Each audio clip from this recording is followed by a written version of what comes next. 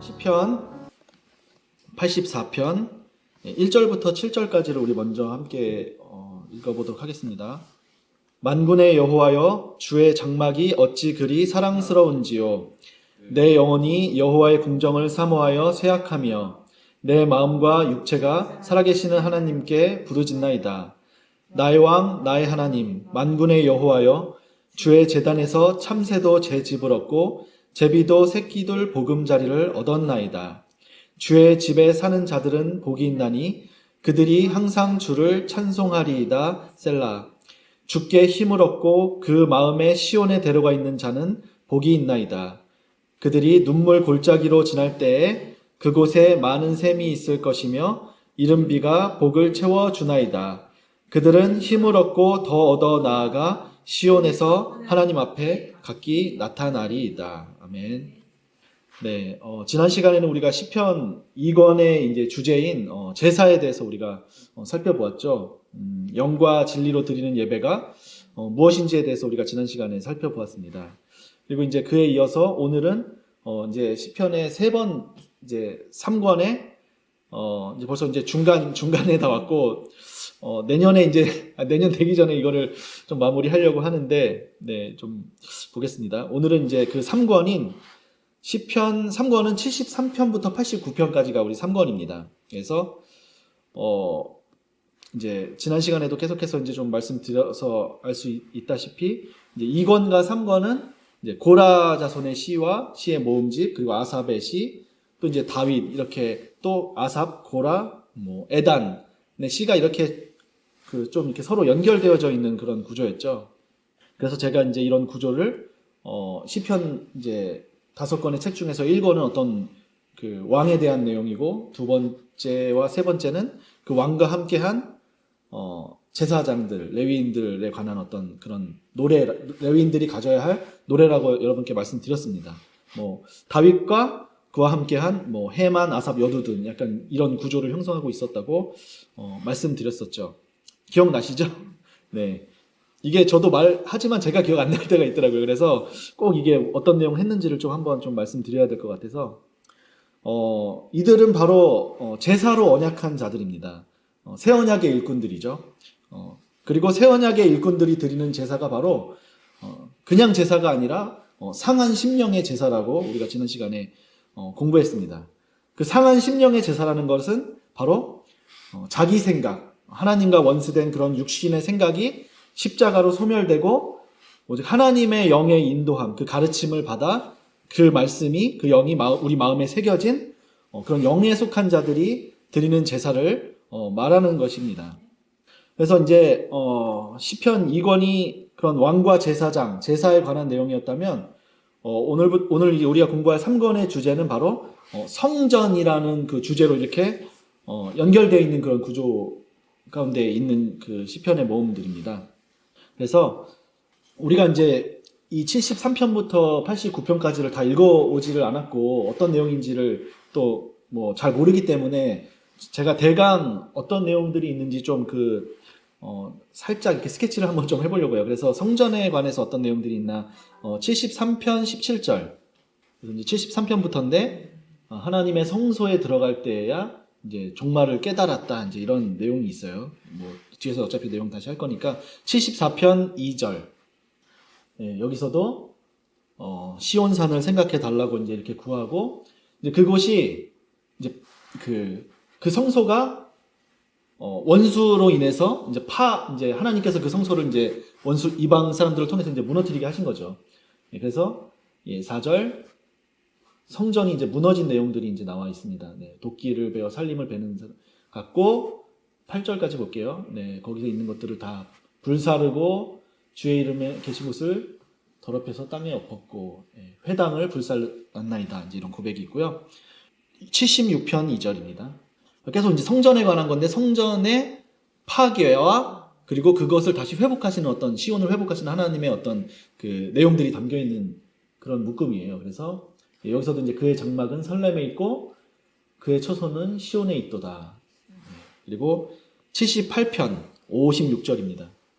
여기서도 보시면 성전이 무너진 이유가 나와요. 이제 조상들이 이제 그 명령을 지키지 아니했고 조상들 같이 배반하고 그래서 산당들로 그 노여움을 일으켜서 우상의 그것들로 진노를 일으켰고 하나님께서 이제 실로에 있던 그 성막을 떠나시게 된 어떤 그런 이유에 대해서 설명합니다. 그리고 79편 1절. 그러니까 이제 따로따로 보면은 그냥 이렇게 별개의 시들인데 이렇게 연결해서 이제 볼 수 있다는 걸 좀 말씀드리는 거예요. 그리고 여기서도 주의 성전을 더럽히고 예루살렘이 돌무더기가 되게 하였다. 84편 1절. 그러나 이제 주의 장막이 원래는 이제 어찌 그리 사랑스럽고 우리가 그 여호와의 궁정을 얼마나 우리가 이제 그걸 너무 사모하여서 우리가 정말 심령이 할 정도로 이제 그것을 이제 부르짖는 어떤 우리의 마음이 그렇게 돼야 된다는 것을 이야기하고 있고요. 오늘 이제 읽은 내용이니까 좀 넘어갈게요. 87편 1절. 그의 터전이 성산에 있고 여호와께서 야곱의 모든 거처보다 시온의 문들을 사랑하시고 하나님의 성이여 너를 가리켜 영광스럽다라고 이렇게 고백합니다. 그래서 이제 84편 1절 다시 볼까요? 우리가 이제 이 3권은 성전에 관해서 말하고 있어요. 그래서 성전이 무엇인가? 주의 장막이죠. 이 성전의 무너짐과 회복에 관한 내용이고 이것은 우리가 잘 아는 것처럼 십자가와 부활을 이야기하는 것이죠. 요한복음 2장 19절에서 예수님께서 너희가 이 성전을 헐라 내가 사흘 동안에 일으키리라 라고 말씀하시면서 21절에 예수님께서 이 성전된 자기 육체를 가리켜 말씀하신 것이라 이렇게 말씀하셨죠. 그렇기 때문에 바로 이 성전의 본질은 예수님이시죠. 이 시편 제3권은 바로 예수 그리스도와 그 성전 안에 거해야 할 성전된 우리에 대한 이야기입니다. 우리가 이것을 이렇게 읽지 않으면 구약의 이 말씀들은 우리와 크게 상관이 없죠. 그냥 단순히 이런 시편의 그냥 지식을 아는 것일 뿐입니다. 그것에 그칠 뿐이에요. 하지만 이것을 정말 예수 그리스도와 성전된 그 안에 거해야 될 우리의 이야기로 읽는다면 이 말씀들에서 말한 이 성전과 이 시편 저자들의 이 고백과 이 치열한 어떤 그런 것들이 오늘 우리의 삶과 아주 그냥 긴밀하게 연결된다는 것을 우리가 더 크게 이해할 수 있고 또 우리가 이것을 깨닫고 우리 삶에 적용해야 합니다. 누가복음 24장 44절. 예수님께서 부활하시고 나서 제자들에게 나타나셔서 모세의 율법과 선지자의 글과 시편에 나를 가리켜 기록된 모든 것이 이루어져야 한 말이 이것이라라고 이렇게 말씀하셨습니다. 그래서 그들의 마음을 열어서 성경을 깨닫게 하시고 이렇게 말씀하셨죠. 이 46절에 그리스도가 고난을 받고 제3일에 죽은 자 가운데서 살아날 것과 또 그의 이름으로 죄사함을 받게 하는 회개가 예루살렘에서 시작해서 모든 족속에게 전파할 것이 기록되었다. 오늘 바로 우리가 공부하려고 하는 이 시편 제3권이 바로 이런 내용들이에요. 제자들도 그러니까 이 성경을 하나님께서 우리의 마음을 열어서 깨닫게 해 주셔야 합니다. 이렇게 깨닫게 해 주시지 않으면 제자들도 깨달을 수가 없었죠. 예수님 말씀을 들었지만 예수님께서 이것을 마음을 열어서 깨닫게 해 주시지 않으면 그냥 문자, 율법, 조문 그것에 이제 머물게 되는 것이죠. 그래서 이제 이 제자들도 역시 예수님께서 부활하신 후에 이것을 깨닫게 해 주시자 성경과 예수님께서 하신 말씀을 믿게 된 것이죠. 아까 전에 요한복음 2장 22절에 죽은 자 가운데서 예수님께서 살아나신 후에야 이 말씀하신 것을 이제 기억했다고 합니다. 기억했다라는 건 이제 마음에 새겨졌다라는 것인데, 그러니까 성경과 무엇이냐면 성경과 예수께서 하신 말씀을 믿게 된 거예요. 여기서 성경과 예수께서 하신 말씀이 이제 되게 이렇게 중요합니다. 밑줄 쫙 이렇게 밑줄 쫙 그어놓으시고요. 오늘 우리 역시 이 말씀을 읽는 우리 역시 예수님께서 이 성경과 예수님의 말씀을 깨닫게 해주셔야 하는 것입니다. 이것을 깨닫는 것은 바로 계시록에서 말하는 이제 하나님의 말씀과 예수님의 증거로 이 목배임을 당한다는 것과 사실은 이제 같은 말씀이에요. 왜냐하면 깨닫지 못하는 우리 육신, 이 원수의 구조가 이렇게 목배임을 당하고 진멸당해야 우리가 이제 하나님의 성전으로 진정으로 회복될 수 있기 때문인 것이죠. 고린도전서 3장 16절에서 사도 바울은 이렇게 얘기합니다. 너희가 하나님의 성전인 것과 하나님의 그 푸뉴마가 너희 안에 계시는 것을 알지 못하느냐.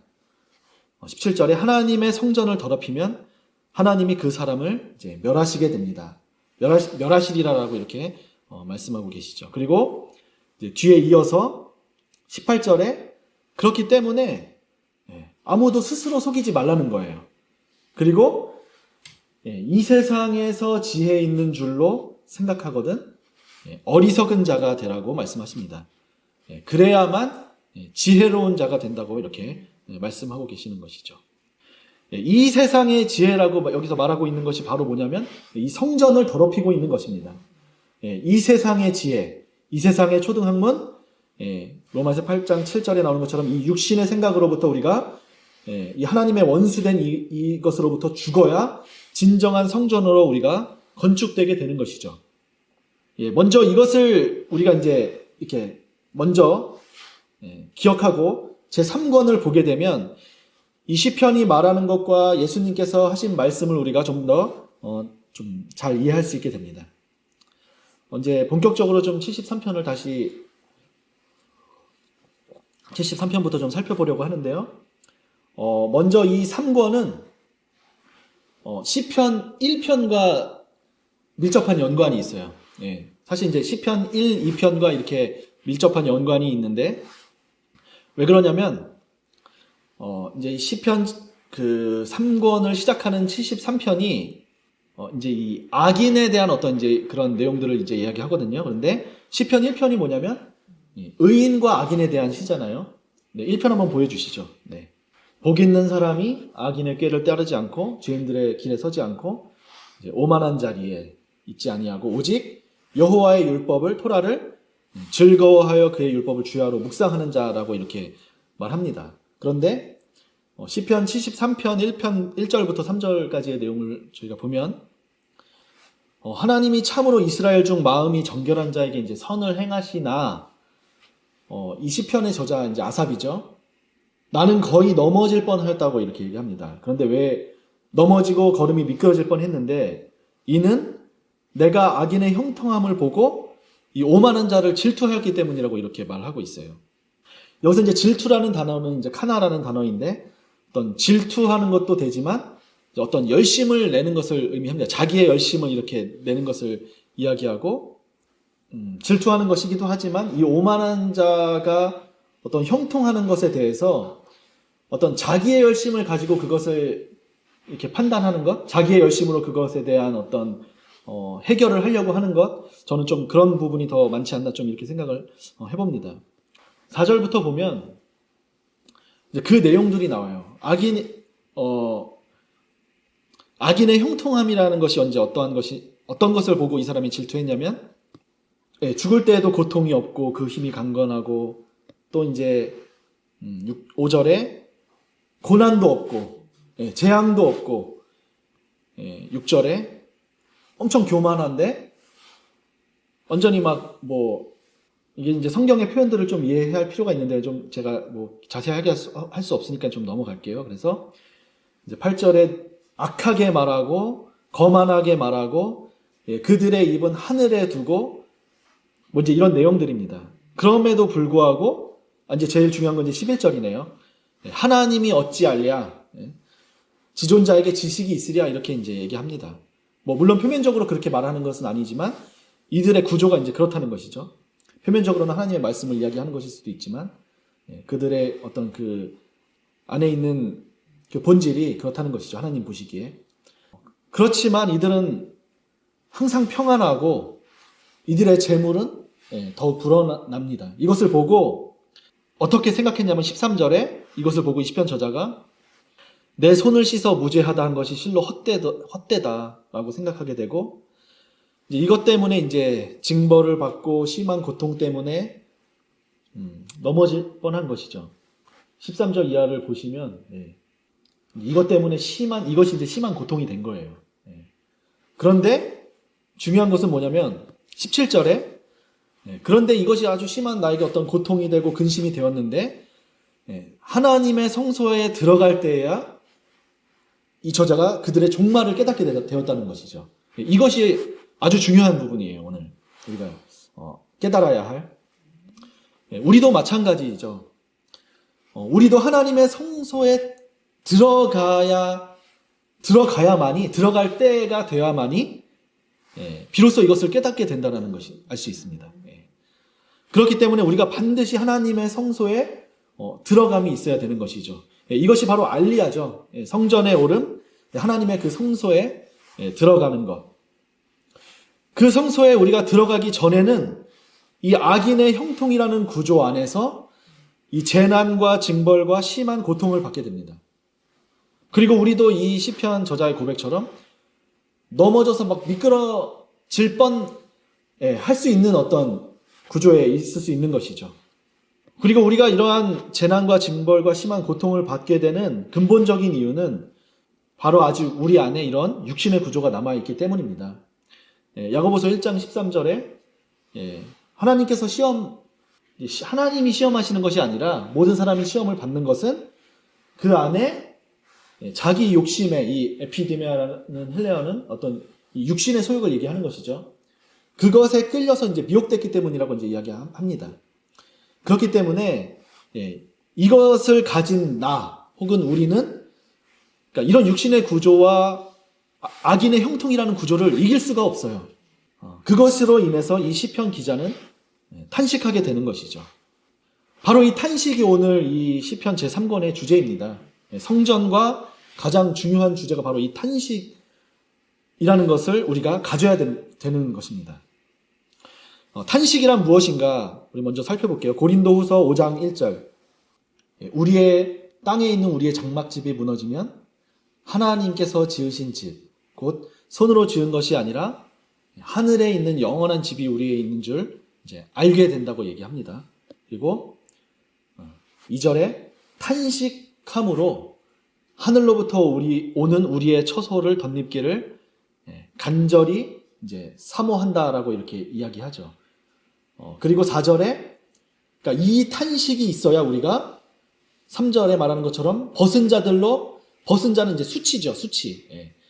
벗은 자들로 발견되는 것이 아니라 오히려 이 탄식함이 있어야 우리가 벗은 자들로 발견되는 것이 아니라 우리의 하늘로부터 오는 우리의 처소를 덧입음으로 이 죽을 것, 이 사망과 흑암과 깨닫지 못하는 이 악인으로부터 오는 이 고통의 구조로부터 생명에 우리가 삼킨 바 되기 때문에 이 탄식을 우리가 탄식하는 이유가 이것이라고 이제 설명하고 있는 것입니다. 사도 바울이. 우리가 1절에서 이야기하는 것처럼 바로 이것을 언제 깨닫게 됐냐면 오늘 우리가 시편에서 읽었던 것처럼 그러니까 하늘에 있는 영원한 우리 집에 있는 걸 우리가 아느니라고 이렇게 얘기했잖아요. 그러니까 성소에 들어갈 때 이것을 깨닫게 되는 거예요. 이것을 알게 되는 것입니다. 하늘에 있는 영원한 집이 우리에게 있다는 것을. 이렇게 성전이 황폐해지고 무너지고 악인이 형통해 보이는 어떤 이 현실이 그래서 그것을 우리가 탄식하고 그 하늘에 있는 영원한 집이 우리에게 덧입혀지기를 사모하게 되는 구조를 가져야 된다고 말하는 것이죠. 그래서 이 시편 3권의 이제 좀 전체적인 구조를 살펴봐야 하는데요.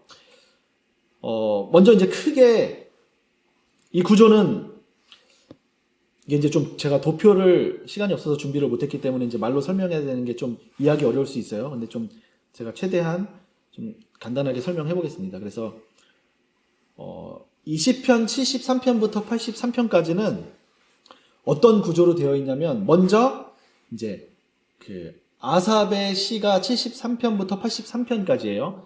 그리고 이제 84편부터 89편까지는 이제 그 88편까지가 고라 자손의 시예요. 근데 이제 이게 어떻게 중간에 이제 그 다윗의 기도가 있고 86편에. 근데 이 구조가 어떻게 되어 있냐면 아삽의 시가 먼저 73편에서 83편이라고 이제 말씀드렸는데 이제 두 가지 구조로 나뉘어요. 근데 두 가지 구조의 패턴이 똑같아요. 어떤 패턴으로 똑같냐면 먼저 이제 교훈이에요. 교훈이 나와요. 73편에 교훈인데, 이제 화자가, 이제 그 1인칭이에요. 나라는 이제 그 시점, 1인칭 시점에서 교훈이라는 것을 이야기하고, 74편에서는 뭐가 나오냐면 탄식이 나와요. 그러니까 교훈이 나온 다음에, 이제 바로 그 다음에 이어지는 것이 탄식인데, 74편에서는 이제 우리예요. 예, 우리의 탄식이에요. 우리. 그리고 이제 이어서 75편, 76편에는 뭐가 나오냐면 하나님의 이제 응답이 나와요. 그에 대한 탄식에 대한 하나님의 응답. 어떤 하나님의 판단에 대한 내용이에요. 그리고 77편은 또 이제 1인칭 시점에서 탄식이 이렇게 이루어집니다. 그러니까 이렇게 네 구조로 나눠요. 뭐냐면 교훈, 탄식, 하나님의 응답, 그리고 또 탄식. 이게 이제 반복이 돼요. 그런데 이제 아삽시 모음집에서 이제 한 패턴이 이렇게 돌아갔죠. 두 번째 패턴도 똑같은 패턴으로 이어지는데 77편까지 했잖아요. 그 다음 78편은 또 다시 교훈이에요. 예, 이제 나라는 시점에서. 그리고 79편에서 80편은 탄식입니다. 아까 전에 나에서 탄식으로, 교훈에서 탄식으로 넘어갔는데, 이것도 이제 그 우리라는 그 인칭 복수형으로 79편에서 80편은 그런 이제 내용이 이어지고요. 탄식이고, 그 다음에 이어지는 시편 81편부터 82편이 또 뭐냐면 하나님의 응답에 대한 거예요. 하나님의 판단, 하나님의 응답. 그리고 시편 83편은 또 이제 탄식. 그래서 이렇게 같은 패턴으로 이 아사베 시가 동일한 패턴으로 이제 구조가 이루어져 있어요. 그러니까 그래서 중요한 것은 뭐냐면 또 탄식이라는 이제 부분이 이제 굉장히 중요하다는 것이죠. 교훈과 탄식, 그리고 하나님의 어떤 판단. 그리고 이제 84편부터 88편의 이 고라시 모음집도 동일한 패턴이 이어집니다. 그래서 이제 이 교훈, 탄식, 하나님의 응답, 탄식 이렇게 이제 세 패턴으로 이제 반복이 되는데 고라시 모음집에서는 먼저 탄식이 나타나는데 시편 84편은 이제 1인칭 나라는 시점에서, 그리고 시편 85편 1절에서 8절까지는 이제 우리라는 그 2인칭 복수형으로 탄식이 나타나고 있습니다. 그리고 그에 이어서 여기서는 이제 교훈은 없어요. 그렇지만 이제 탄식이 먼저 나오고, 두 번째로는 이제 하나님의 어떤 응답, 판단에 대한 시편 85편 9절부터 14절, 그리고 87편이 그렇게 나옵니다. 그리고 마지막 시편 88편은 이제 탄식이에요. 탄식. 86편은 아까 그 다윗의 기도였기 때문에 이제 여기서 빠졌죠. 그렇게 탄식, 하나님의 어떤 응답, 판단을 하나님의 그 심판, 판단을 구하는 것과 또 이제 탄식, 이렇게 이제 구조가 형성되어 있다는 것을 좀 이제 이해하면, 여기 이 시편 3권에서 말하려고, 이 시편 3권은 굉장히 어떤 이런 탄식이라는 요소가 강화되어 있다는 것을 우리가 알 수 있죠. 그래서 이 3권은 하나님의 처소로 우리가 덧입기 위한 그런 탄식에 관한 내용임을 알 수가 있습니다. 그리고 이 탄식이 있어야 우리가 새 하늘과 새 땅, 새 예루살렘으로 지어지고 하나님의 진정한 제자요, 우리가 신부가 될 수 있는 것이죠.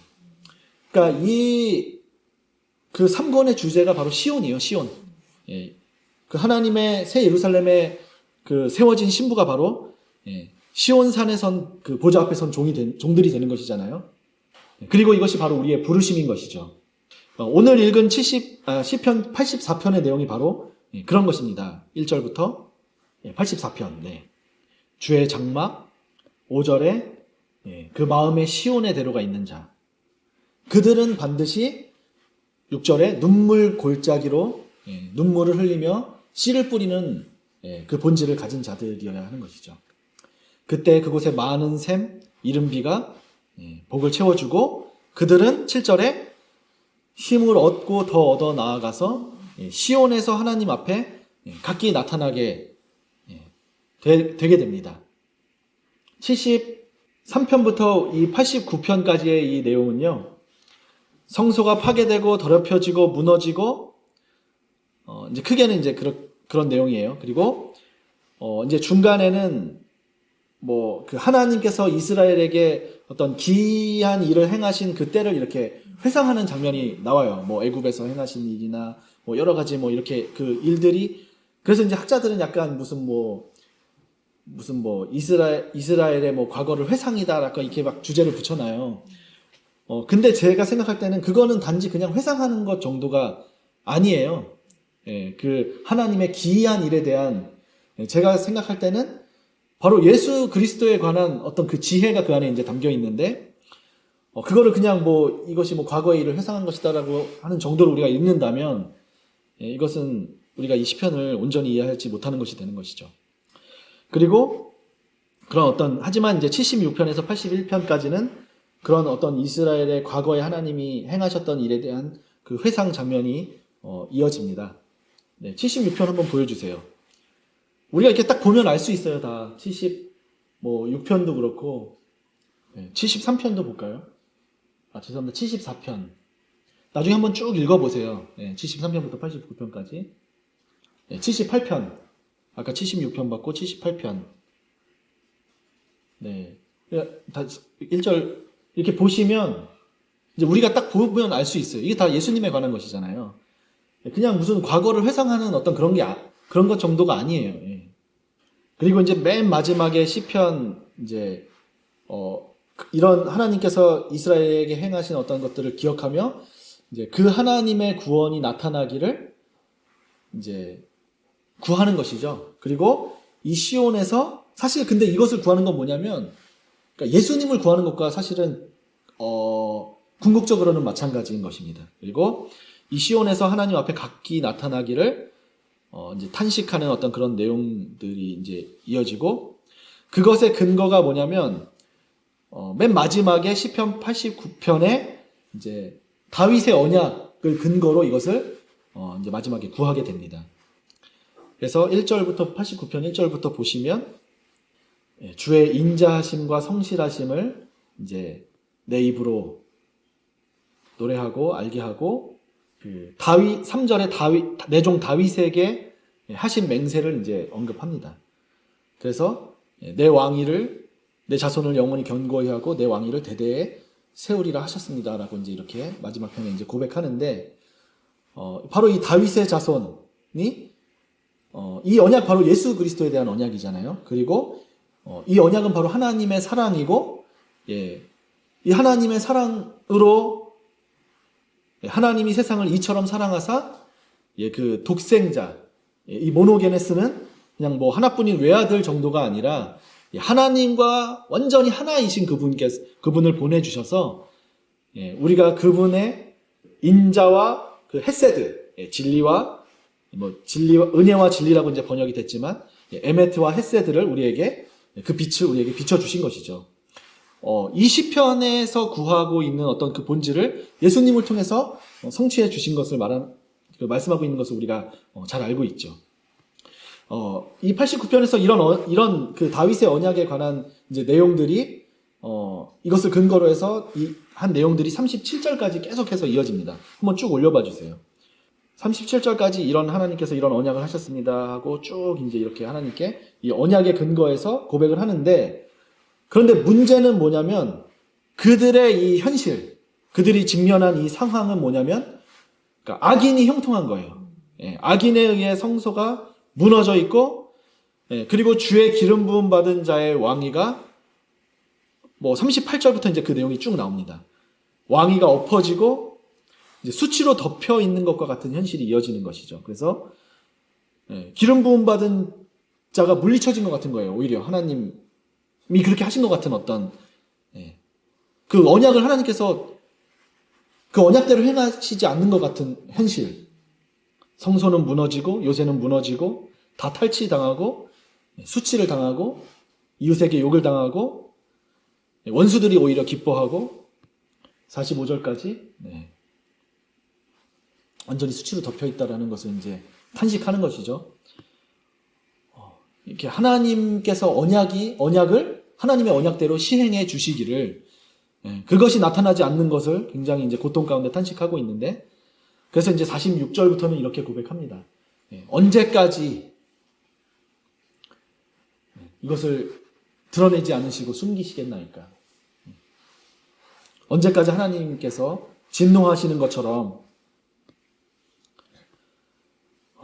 그래서 이제 89편 14절에는 이제 저희가 잘 아는 것처럼 하나님의 의와 공의가 주의 보좌의 기초이고 인자함과 진실함이 이제 주 앞에 있다라고 이제 시편 기자가 고백하는데, 그것이 실현되기를 이제 구하고 있는 것입니다. 특히 이제 이 89편은. 다시 이제 49절을 볼까요? 49절. 쭉 이어지다가 이제 이렇게 이야기합니다. 주의 성실하심으로 다윗에게 맹세하신 그 전에 인자하심이 어디 있나이까. 그리고 50편에서는 바로 주의 종들이 받는 비방을 기억해 달라고 이렇게 고백합니다. 51절. 주의 원수들이 주의 기름 부음 받은 자의 행동을 이제 비방하는 것. 하지만 또 52절에서는 바로 하나님을 찬양해요. 왜 찬양할까요? 네. 이렇게 고백하지만 이제 하나님 어떤 분이신 것을 알고 있는 것이죠. 그리고 이제 이 시편 73편부터 89편이 제가 처음에 1편과 그리고 2편하고 이제 사실 그 신학적으로 연결된다고 말씀을 드렸습니다. 그리고 이제 이런 내용들은 바로 시편 2편과 연결이 됩니다. 2편 1절을 한번 보실까요? 네. 그래서 2절을 보시면 세상의 군왕들과 관원들이 여호와와 그의 기름 부음 받은 자를 이제 대적하고 비방하는 그런 내용들이 나옵니다. 그리고 하지만 하나님께서 4절에 그것을 비웃으시로다, 이제 이것을 이미 알고 있는 거죠. 그리고 하나님께서 뭐냐면 6절에 내가 나의 왕을 내 산 거룩한 산 시온에 세웠다라고 이제 이렇게 말씀하십니다. 내 아들이라 오늘 내가 너를 낳았다. 그리고 10절에 지혜를 얻으며 그의 교훈을 받을지어다. 11절 12절 여호와를 경외함으로 섬기고 떨며 즐거워하고 그 아들에게 입맞추라. 그렇지 않으면 진노하심으로 너희가 길에서 망하리니 그의 진노가 급하심이라 라고 말씀하시면서 여호와께 피하는 모든 사람은 다 복이 있다라고 이렇게 말씀하십니다. 그래서 이제 이 시편 73편부터 89편 사이에서도 이제 이 내용이 동일하게 반복이 됩니다. 나중에 읽어보시면. 그래서 이 시온으로 피하는 자가 되어야, 이 시온으로 피하는 자가 진짜 우리가 되어야 되는 거죠. 그래서 이 시온으로 피한다는 것은 우리가 이제 잘 알고 있듯이 이사야 2장 2절부터 3절입니다. 3절에 그가 그의 길을 우리에게 가르치실 것이라, 율법이 시온에서부터 나오고 여호와의 말씀이 예루살렘으로부터, 이곳이 바로 이제 시온인 것이죠. 예수님의 말씀이 나오는 곳을 시온이라고 하는 것이죠. 그의 가르침과 그의 교훈을 받는 곳을 우리는 시온이라고 알고 있습니다. 그곳으로 피하는 것에 대해서 이 3권도 이야기하고 있는 것이죠. 그렇게 될 때 4절에 하나님께서 열방 사이에서 이제 판단하시는 것입니다. 이게 응답입니다. 하나님의 응답은 열방 사이에서 그걸 판결하시고, 5절에 야곱 족속을 빛에 행할 수 있도록 이제 빛에 행하자, 이제 이런 말씀들이 나옵니다. 자, 시편 73편 25절입니다. 그래서 이제 동일한 내용이 28절에서 이제 나옵니다. 하나님께 가까이 함이 내게 복이고 내가 주 여호와를 나의 피난처로 삼아 주의 모든 행적을 전파하리다라고 이렇게 이제 고백을 하는 것이죠. 하나님을 가까이 하는 것이란 무엇일까요? 야고보서 4장 4절에 의하면, 8절에 의하면 하나님께 복종하는 것, 마귀를 대적하고 하나님께 피하는 것이에요. 하나님을 가까이 하라는 것이. 그리고 이제 4절부터 보면 이것이 이제 어떤 내용이냐면 세상과 벗된 것, 이 세상에 아까 지혜를 말씀드렸죠. 그 하나님과 원수된 것, 세상과 벗된 것이 바로 하나님을 멀리하는 것이고, 하나님을 가까이 하는 것은 뭐냐면 8절에 두 마음을 품은 것, 이 세상의 지혜로 우리의 교훈을 삼는 것을 이제 버리는 것을 말하는 것입니다. 그것을 위해서 9절에 슬퍼하며 애통하고 너희 웃음을 애통으로 너희 즐거움을 근심으로 바꾸는 것, 이것이 바로 이제 탄식함인데요. 이것을 갖는 것이 바로 하나님을 가까이 하는 것이라고 이렇게 말하고 있죠. 10절 쭉 이어지면서 이제 주 앞에서 낮추라. 낮추는 것이 또 가까이 하는 것이고, 에스겔 9장 4절에서는 이 슬퍼하며 애통하며 울고 이것을 웃음을 애통으로 즐거움을 근심으로 바꾸는 것이 바로 이제 탄식인데요.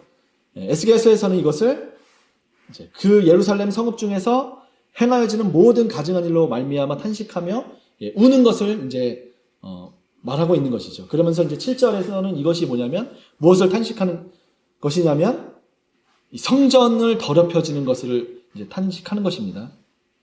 야고보서 4장 10절에서 하나님을 가까이 하라고 말씀하시면서 주 앞에서 낮추라라고 이렇게 말씀하고 있습니다. 여기서 낮추라는 단어는 타페이노죠. 마태복음 8장 14절에서 이 어린아이와 같이 자기를 낮추는 자가 바로 타페이노입니다.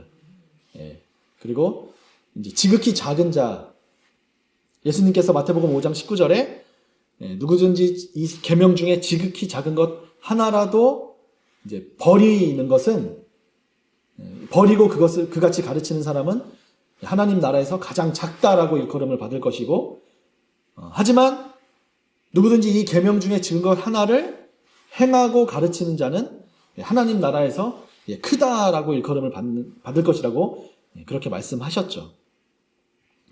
그러니까 이 탄식하며 우는 이 구조를 가진 사람이 누구냐면 바로 하나님을 가까이 하는 자고 하나님 나라에서 큰 자가 되는 것이죠. 그리고 그것이 바로 아까 이사야 2장 5절에서 말하는 것처럼 빛에 행하는 자가 되는 것을 말하는 것이죠. 따라서 우리가 이 시편을 통해서 구해야 할 것은 바로 이것입니다. 이 탄식, 이 탄식함으로 진정한 하나님의 처소로 덧입혀지기를. 그러려면 시편 50편 2절, 바로 시온에서부터 그 빛을 우리에게 비춰주셔야 우리가 진정으로 하나님의 그 빛 가운데 행할 수 있게 됩니다.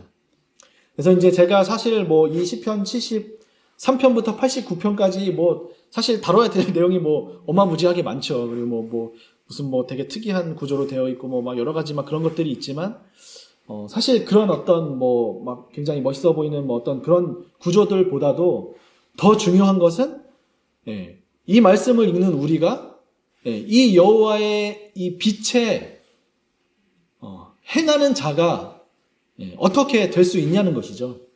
바로 이 탄식함을 우리가 가질 때, 이것을 구할 때 그것을 갖게 해주시는데 이 3권은 그것을 말하고 있습니다.